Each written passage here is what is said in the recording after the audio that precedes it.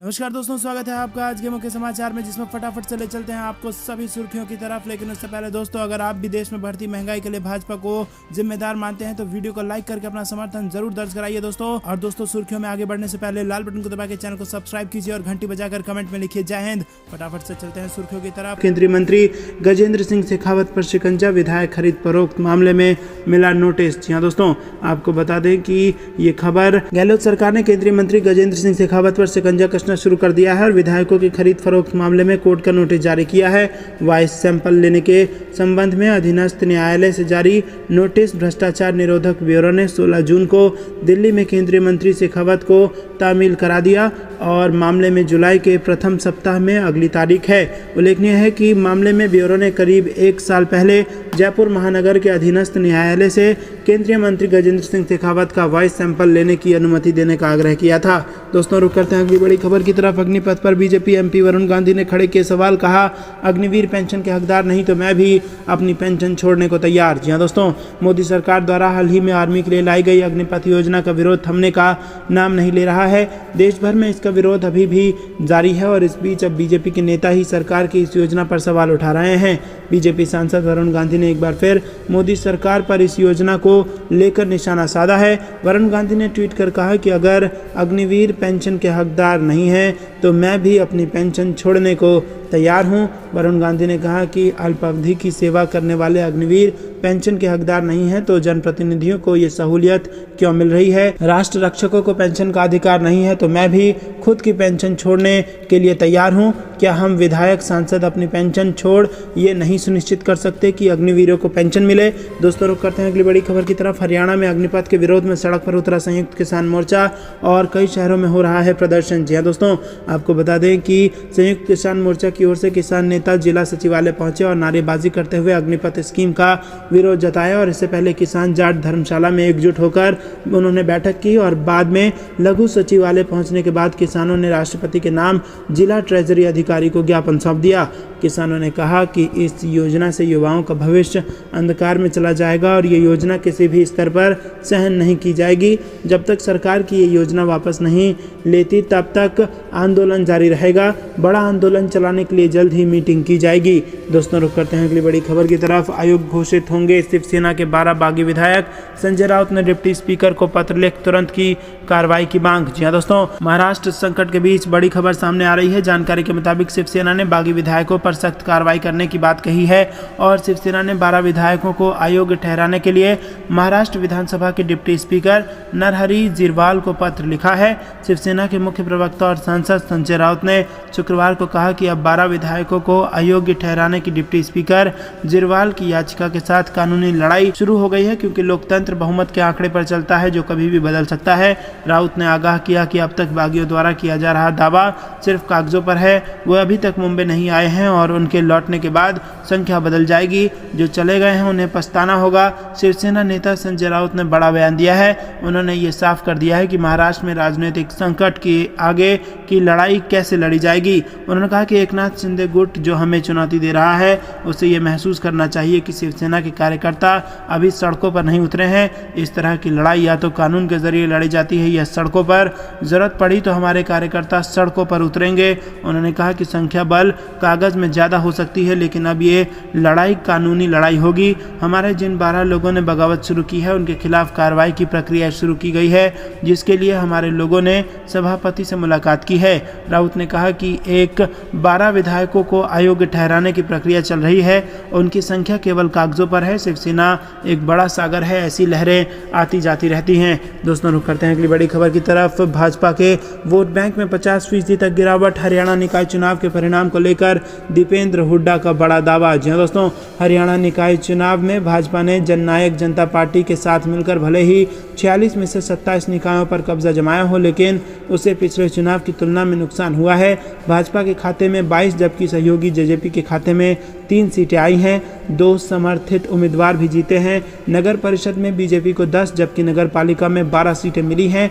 ये संख्या पिछली बार की अपेक्षा कम है। वहीं हरियाणा के कांग्रेस नेता और सांसद दीपेंद्र हुड्डा ने एक ट्वीट कर दावा किया कि सीटें ही नहीं, निकाय चुनाव में बीजेपी को वोट प्रतिशत भी भारी नुकसान हुआ है। दीपेंद्र हुड्डा ने अपने ट्वीट में लिखा कि हरियाणा 2018 के निकाय चुनावों में बीजेपी को 49% वोट मिले थे, जब 2022 के निकाय चुनाव में बीजेपी को गठबंधन में करीब आधे यानी 26 रह गए हैं। दोस्तों रुक करते हैं अगली बड़ी खबर की तरफ। बिहार विधानसभा परिसर में आरजेडी विधायकों का प्रदर्शन, अग्निपथ योजना को वापस लेने की उठाई मांग। जी हां दोस्तों, आज से बिहार विधानमंडल के मानसून सत्र की शुरुआत हो गई है। शुक्रवार को सत्र के पहले दिन विधानसभा परिसर में आरजेडी के विधायकों ने अग्निपथ योजना के विरोध में प्रदर्शन किया, युवाओं को रोजगार देने की मांग की। आरजेडी के मुख्य प्रवक्ता और विधायक भाई वीरेंद्र ने कहा कि केंद्र सरकार अग्निपथ योजना वापस ले। आरजेडी विधायक भाई वीरेंद्र ने कहा कि विधानसभा के मानसून सत्र में हम लोग अग्निपथ योजना के खिलाफ में प्रस्ताव लाएंगे। जेडीयू और सभी दलों को हमारे प्रस्ताव का समर्थन करना चाहिए। छात्रों और युवाओं के भविष्य के साथ केंद्र सरकार खिलवाड़ कर रही है। उन्होंने कहा कि सदन में हम लोग अग्निपथ योजना पर चर्चा चाहते हैं। जब तक ये स्कीम वापस नहीं होगी तब तक हम लोग सदन नहीं चलने देंगे। सदन से लेकर सड़क तक लड़ाई लड़ेंगे। अग्निपथ योजना को लेकर वाम दल के विधायकों ने भी विरोध जताया और हिंसा के दौरान छात्रों पर हुई एफआईआर वापस लेने की मांग की। कहा कि जिन छात्रों को गिरफ्तार कर जेल भेजा गया उन्हें छोड़ा जाए। सीपीआईएम विधायक सत्येंद्र यादव ने कहा कि केंद्र सरकार अग्निपथ योजना तुरंत वापस ले, हम काला कानून बर्दाश्त नहीं करेंगे। 27 जून को विधानसभा में प्रस्ताव लाएंगे। सदन में अग्निपथ योजना पर व्यापक चर्चा होनी चाहिए। इस योजना के खिलाफ में हमारा प्रदर्शन जारी रहेगा और केंद्र सरकार झुक जाएगी। बता दें कि मानसून सत्र का पहला दिन है आज और ये 30 जून तक चलेगा। 25-26 जून को छुट्टियां रहेंगी। ऐसे में कुल 5 बैठकें होंगी। पहले दिन ही चालू वित्तीय वर्ष का प्रथम अनुपूरक बजट पेश होगा। रुक करते हैं अगली बड़ी खबर की तरफ। अलीगढ़ में बीजेपी के एमएलसी की कभी भी हो सकती है गिरफ्तारी। जी हाँ दोस्तों, 4 साल पहले घर में घुसकर मारपीट करने के मामले में अलीगढ़ हाथरस स्थानीय एमएलसी और भाजपा जिलाध्यक्ष समेत 9 लोगों के खिलाफ नॉन बेलेबल वारंट जारी किया गया है। पुलिस गिरफ्तार करने के लिए लगातार दबिश दे रही है। भाजपा एमएलसी की किसी भी वक्त गिरफ्तारी हो सकती है या फिर वो कोर्ट में सरेंडर कर सकते हैं। 4 साल पहले घर में घुसकर मारपीट करने के मामले में अलीगढ़ के स्थानीय एमएलसी और भाजपा जिलाध्यक्ष ऋषिपाल सिंह, उनके 2 पुत्रों समेत 9 लोगों के खिलाफ कोर्ट ने रिवीजन याचिका खारिज करने के बाद गैर जमानती वारंट जारी कर दिया है।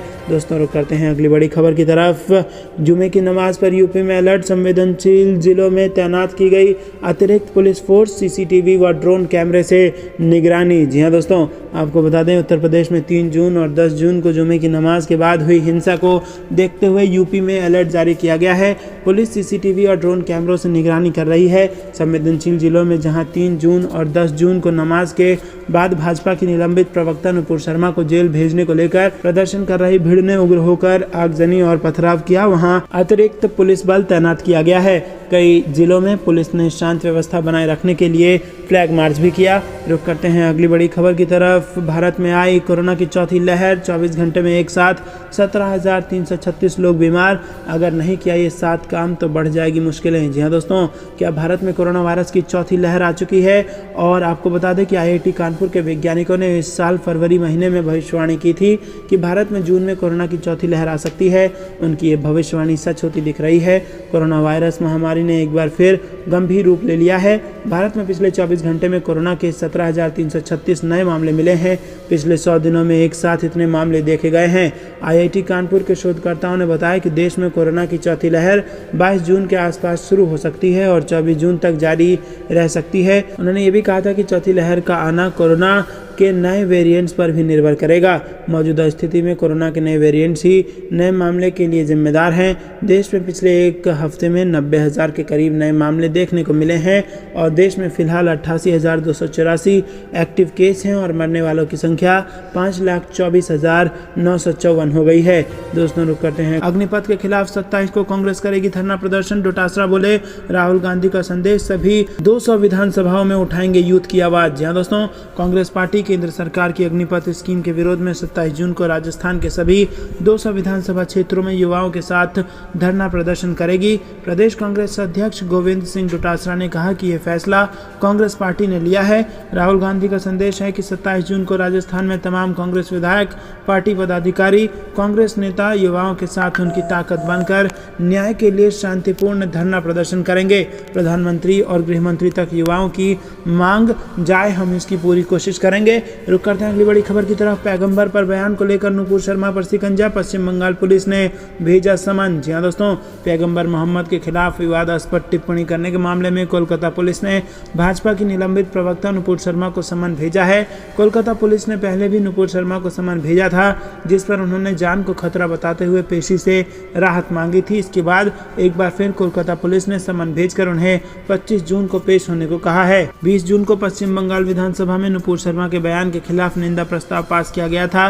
नुपुर शर्मा के खिलाफ पश्चिम बंगाल और महाराष्ट्र के अलावा कुछ अन्य राज्यों में भी केस दर्ज किया गया था। पिछले दिनों मुंबई पुलिस की एक टीम नुपुर शर्मा को हिरासत में लेने के लिए दिल्ली पहुंची थी, लेकिन पूर्व भाजपा नेता के बारे में कोई जानकारी नहीं मिल पाई थी।